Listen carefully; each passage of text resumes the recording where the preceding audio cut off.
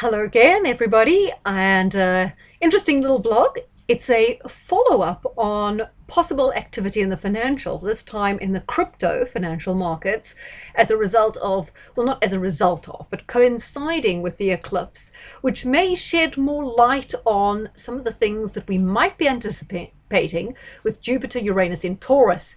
Jupiter and Uranus signifying innovation, technology, Taurus symbolizing money. So technology, money, innovation, brand new financial markets all tell us about crypto. And someone sent me this, which was very interesting. I'm just going to read to you this. I have my doubts about some of it, but it says Bitcoin's fourth supply crash. So something huge is about to happen in the crypto market, and investors around the world are preparing for an event known as the halvening. So this is inevitable, and it will slash Bitcoin's supply in half, making it twice as hard to get. So if you've had your eye on cryptos, maybe you're not aware of the halvening, and then it goes on to say that Standard Chartered Bitcoin will be at $200,000 by the end of 2024.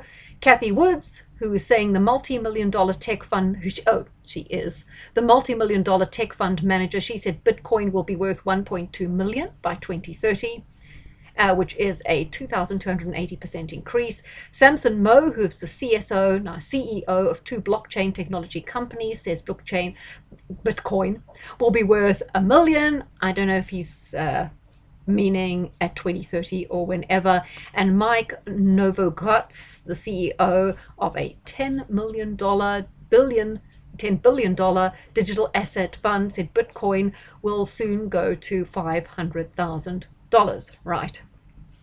So there's also other people, Sam Falkering, who first invested in Bitcoin in around 2011 when it was £12, and Ethereum in 2017 when it was £8, and who traded Ripple for a 20,000% gain, also believes the halvening will set into motion an event that they're calling the crypto eclipse.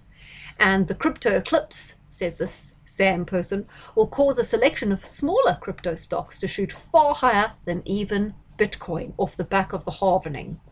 And this person's never been so excited in their whole life, but I mean, take that with a pinch of salt. And this crypto eclipse is potentially just days away. The event, so because apparently this halvening is happening on the 8th, the same day as the solar eclipse. Now, I'm not so sure about that, because my understanding of Bitcoin is the halvening just means that the amount of money you get for harvesting one is halved, which happens every so often, because as Bitcoin goes up in value, you don't need to be compensated as much to mine it. So I would interpret a halvening as they're halving the amount you get from mining it, which doesn't halve the supply, because how can you halve the supply that's already out there? I mean, obviously loads of us have some Bitcoin, or not a whole one, but maybe some parts of a Bitcoin. So halvening it, lessening the supply, it's lessening the output of supply from now on, not the entire supply. So I think that article is a little bit misleading in that way. Well, maybe it's me that's misunderstood it, but that's what I'm thinking. Okay, next thing I want to talk about is Nigel Farage's birthday party, right? Let me just show you some pictures from it. You can see there James Whale and Charlie Mullins, who I'll come back to, some other people, don't know who these are. Apparently, who was there? Well, Trump left a message for him. He wasn't there in person, he was there by video. Tim Martin, Jim Davidson, David Davis MP, James Whale, Julia Hartley-Brewer, Richard Tice, Lee Anderson MP, Kelvin McKenzie, formerly of The Sun, Andrew Rosendahl, Mark Francois, presumably of GB News. A lot of kind of GB News-ish kind of people milling around there. I think that Maya Tusi person was already there. Now, what I'm interested in is a couple of things. Obviously, all the people that attended this event are pretty hot for these things.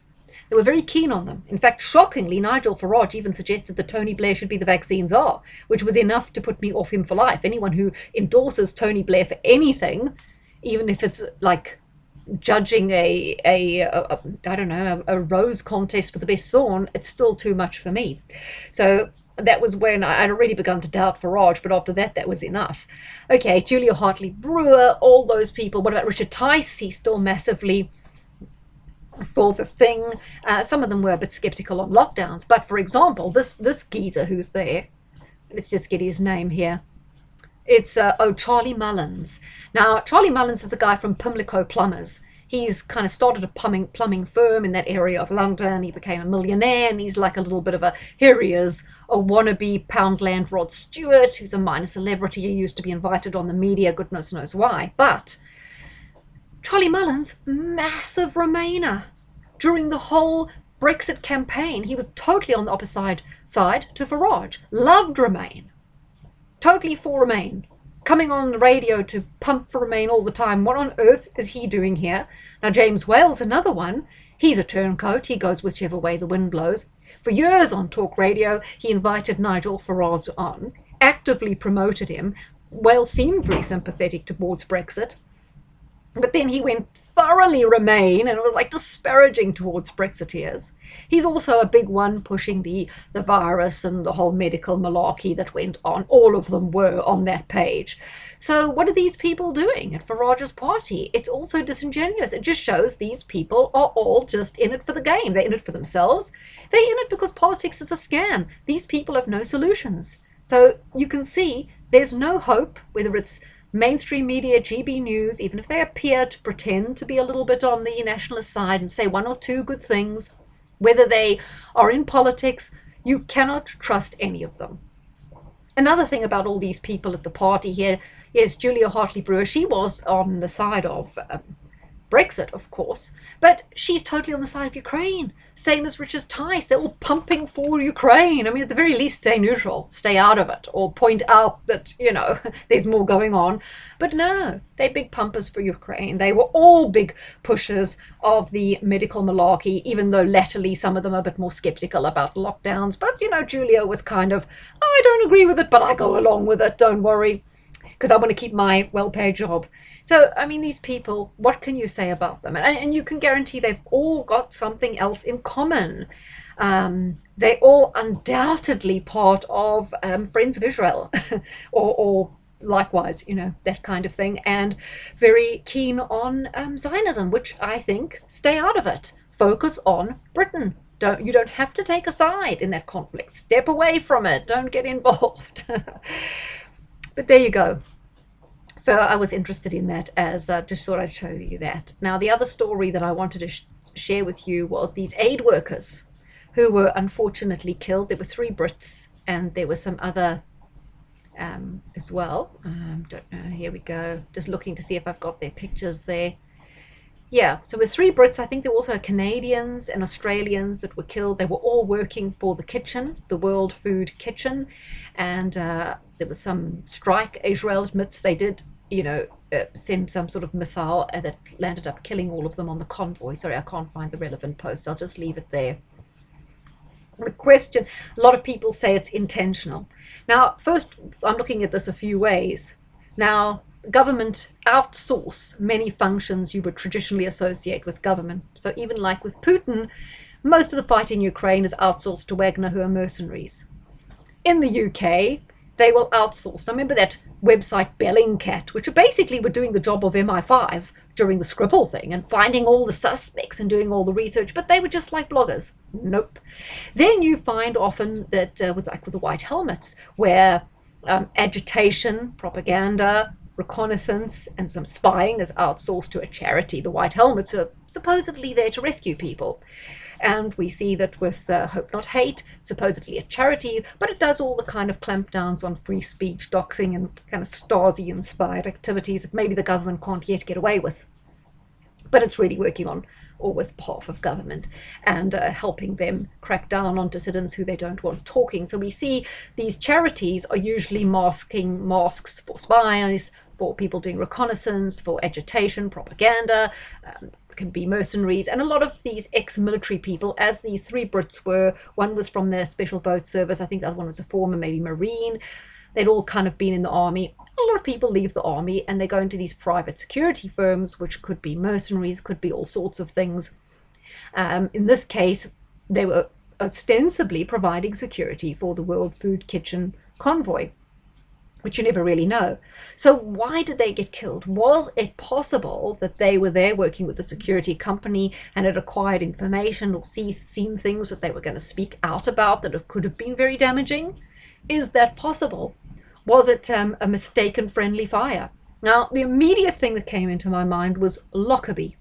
Now, as you know, if you've looked into it, Lockerbie, they knew that was going to happen as well. It was one of those events, they knew it was going to happen. They knew that the drugs, which they were also allowing to come on the um, plane frequently via the flight that went through Frankfurt as part of a deal they had going with certain uh, drug overlords running through Lebanon as a way of like drugs in exchange for information kind of thing. They were letting them do their drug running. So they knew it was going on. They knew that one of the cases with the drugs was going to get switched with a bomb, and they knew the night it was going to happen, blah, blah, blah. That's why certain people were pulled off the flight, like Mossad people, Puk Botha, who was the Foreign Affairs Minister for South Africa that night. But there were a whole lot of CIA people on that flight that were killed. And it's like, oh, why did they kill their own people? Because there were two rival factions. The CIA group on the plane weren't quite in the loop about the drugs, and they were going to go and whistleblow about all sorts of things that were going on through Cyprus, the Middle East, and whatever was going on out there. They were going to whistleblow. So the other CIA group who were in charge of knowing the bomb had gone thought it was okay that they won the flight because it was killing two birds with one stone kind of thing. So sometimes there are rival factions in these intelligence corps, or maybe there are people who get a conscience, who want to break ranks, who want to talk about what they've seen. So I'm thinking maybe that's a kind of Lockerbie thing that happened. But let's just talk about the soup kitchen, because like I say, these charities are almost always a cover for something else. This is Jose Andres. He's a Spanish restaurateur who apparently was sacked from his job in Spain. He went over to America. He was in New York for a while, but he really made his fortune out of, guess where? Washington, D.C. Where does he live now? Bethesda. So yes, he was in New York for a while, but then he was hired to lead the kitchen at Jaleo, a new tapas restaurant in Washington, D.C. Who hangs out in Washington, D.C.? It's all your arch globalist stroke politicians, stroke movers and shakers. What a place to kind of get noticed by those sort of people. And of course, gosh, he just flew. His career went from strength to strength. Had a bit of issue with Trump. Then he started the World Central Kitchen. And guess where one of the places they first were active is during the 2010 Haiti earthquake. Now, weren't the Clintons very active in the Haiti earthquake? And weren't there rumors or gossip or insinuations that they were involved in some sort of child trafficking? Well, he was there. He's also been involved in Dominican Republic, Nicaragua, various other places, very much in Ukraine as well. Nancy Pelosi invited him to be at the opening of the Senate. He's cozy with her. He's cozy with Hillary Clinton. As you can see here, Jeff Bezos, the owner of the Washington Post and Amazon, handed him $100 million through his Courage and Civility Award. And during the Russian invasion of Ukraine, he announced he was going to donate a lot of that money to address humanitarian crises in Ukraine. So I find that rather interesting. It also says that the World Central Kitchen took £519 million in grants and donations. In early 2023, he collaborated with the US government as he worked with the United States Department of State as a member of the American Culinary Corps. So he's strongly plugged in to the American state. He gets donations. He gets donations from globalists like Bezos. He's working with the State Department. He's very plugged in. Goes on to tell about the Hamas war. And then if you have a look here, alongside his partner, he owns several restaurants, plenty of them: Washington, D.C., Miami Beach, Las Vegas, Chicago, LA. He's doing all right. Look, he's amazingly successful. And look at how many awards and honors. Now, who gives out awards and honors, right? Your usual suspects. And look how many of those he's been attaining between. There's about 12 there from 2003. He gets media recognition, Chef of the Year. He's got an honorary doctorate degree in public service from George Washington University, big globalist there. And I think he does sort of lectures at Harvard about culinary things. I didn't know people at Harvard needed to know a lot about food, but there you go. I was wrong. and tells you more about that. He was appointed by Barack Obama as ambassador for citizenship and naturalization, also by Biden as the co-chair of the President's Council of Sports, Fitness and Nutrition. So, interesting life. Oh, he's been in films as well, as you can tell, as a producer and host, as a chef, as a guest, as a judge. He's all over the media. He's all over these politicians. He's so well connected through this charity. So what is this charity really about? Is it a cover for something else? Is it a cover for a spying operation? All very interesting. Now, something else I wanted to talk to you about. Now, talking just back to Nigel Farage, we all thought he was talking sense and he was on our side and he was speaking up for the ordinary person. Now, I know a lot of people on the nationalist right get a little bit aggravated when they hear about the Muslim Party of Great Britain starting up and that they might get a number of seats in Parliament, and people get aggravated. But let's think of it this way. If there was a Muslim Party for Britain, they'd probably go around telling Muslims, just as like they told Brexiteers and just like they told patriots, everything they wanted to hear. But they'd just be globalists. And when they got into Parliament, they'd be on the we need AI, we need G5, we need climate lockdown, we love the blah, blah, blah. They'd be onto all the same agendas as everyone else. So it wouldn't really matter if they were the Muslim Party or the whatever, because it would be indistinguishable from Reform. Just as I've said to you, Sinn Féin do nothing for the Irish people. So, these parties, they might ostensibly look like something, but they all generally having their strings pulled by the same people. So if you look at the Hamas there, let's have a look at the chairman of the political bureau. There you go. He's in Qatar, living in Qatar, the chairman of Hamas. His name is, hold on, Haniyeh, if I'm saying that right. Let's just see there. Ismail Haniyeh. Okay, he lives in Qatar. Now it tells you all about him. He was born in the refugee camp in Egyptian occupied area. You can read all about him, but this is the bit I found interesting. I'm sure you will too. Personal and family life. Okay. Haniyeh's sisters, Kholidia, Layla, and Saba, are Israeli citizens and live in the Bedouin town of Tel Asabi in southern Israel. Kholodia moved to Tel Asabi first, and then her two sisters followed. Kholodia's husband says, our life here is normal and we want it to continue. Both of Layla and Saba are both widowed but remain in Tel Asabi, presumably to maintain their Israeli citizenship. Some of the children of the three sisters have served in the Israeli Defense Forces. Don't you think that's kind of interesting? You wouldn't have expected that, would you? And that is the sisters of the chief of Hamas, who's living safely in Qatar. It's never what you think it is. So anyhow, I just thought I'd bring you those little tidbits. We'll watch and see what happens with crypto, but I think their interpretation of the halvening is pretty wrong. But there still could be a crypto bump. Who knows? Jupiter-Uranus would indicate there is going to be one. So we'll see, and we'll see what happens on Monday at the solar eclipse. Take care.